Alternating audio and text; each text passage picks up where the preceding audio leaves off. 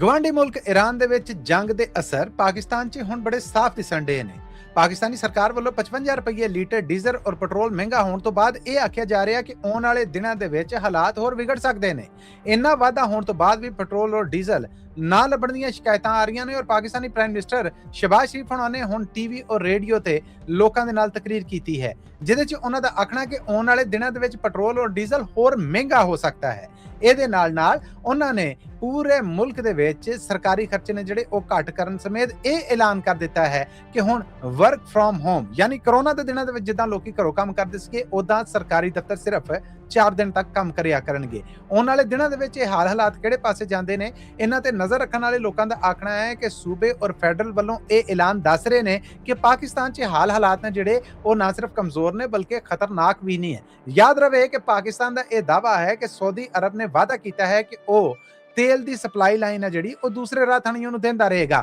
ਇਹ ਵੀ ਦਾਅਵਾ ਕੀਤਾ ਜਾ ਰਿਹਾ ਹੈ ਕਿ ਤੇਲ ਦੀਆਂ 3 ਸ਼ਿਪਮੈਂਟਸ ਨੇ ਜਿਹੜੀਆਂ ਪਾਕਿਸਤਾਨ ਪਹੁੰਚ ਰਹੀਆਂ ਨੇ, ਪਰ ਇਹ ਜਿਹੜੇ ਐਲਾਨ ਔਰ ਪਾਬੰਦੀਆਂ ਲਾਈਆਂ ਜਾ ਰਹੀਆਂ ਨੇ ਇਹ ਦੱਸ ਰਹੀਆਂ ਕਿ ਆਉਣ ਵਾਲੇ ਦਿਨਾਂ ਦੇ ਵਿੱਚ ਪਾਕਿਸਤਾਨ ਦੇ ਵਿੱਚ ਹਨੇਰੇ ਦੇ ਬੱਦਲ ਹੋਰ ਗੂੜੇ ਹੋ ਰਹੇ ਨੇ।